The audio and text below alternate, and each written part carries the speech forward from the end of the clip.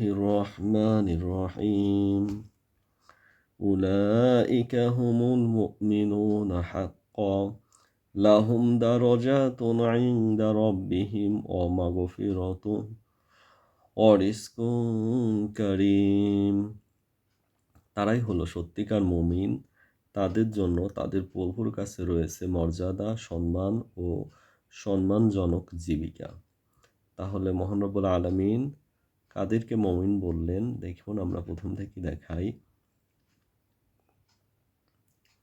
যে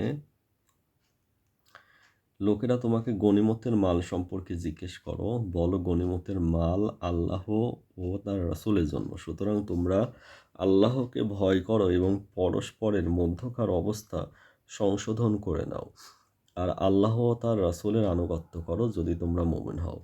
তাহলে প্রথম শর্ত দিলেন কি আল্লাহ, যে আল্লাহর নবী তাদেরকে যেটা দিয়েছেন তারা যেন সেটা গ্রহণ করেন, এবং তাদের মধ্যকার যদি পরস্পর কোনো সমস্যা থাকে তাহলে সেগুলো যেন তারা নিজেরাই সংশোধন করে নেয়।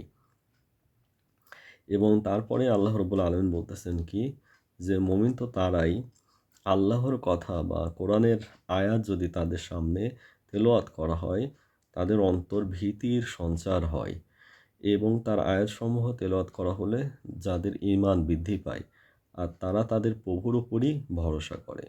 তাহলে সব সময় উচিত হলো মহান রব্বুল আলামিনের উপর ভরসা করা। এবং আরেক জায়গায় বলতেছেন যে মুমিন তো তারাই আল্লাহর কথা আলোচিত হলে যাদের অন্তর কেঁপে ওঠে, আর তাদের কাছে যখন তার আয়াত পঠিত হয় তখন তাদের ঈমান বৃদ্ধি করে, আর তারা তাদের প্রতিপালকের উপর নির্ভর করে।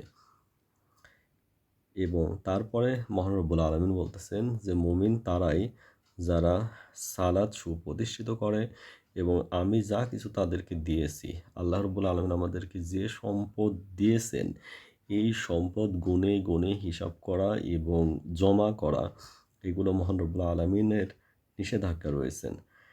তো যে সম্পদ আমাদেরকে দিয়েছেন তা শুধু আমরা নির্দিষ্ট একটা বছরের জন্য বসে না থেকে আমরা সেখান থেকে দান করতে থাকবো, এটাই মহান রব্বুল আলামিনের আমাদের উপর আদেশ। এবং বলা হচ্ছে যারা সালাত কায়েম করে এবং আমি তাদেরকে যে রিজিক দিয়েছি তা হতে তারা ব্যয় করে, এবং তারাই হলো সত্যিকার মুমিন। তাহলে আপনারা এখন বুঝতেছেন যে সত্যিকার মুমিন আসলে কারা। তারাই হলো সত্যিকার মুমিন, তাদের জন্য মহান প্রভুর কাছে রয়েছে মর্যাদা ও ক্ষমা ও সম্মানজনক জীবিকা। তাহলে বুঝতে পারতেছেন যে আল্লাহ রাব্বুল আলামিন কাদেরকে ক্ষমা করবেন এবং কাদেরকে সম্মান দিবেন, মর্যাদা দিবেন এবং সম্মানজনক রিজিক দিবেন। আল্লাহ রাব্বুল আলামিন আমাদেরকে বোঝার মতো তৌফিক দিন। আমিন।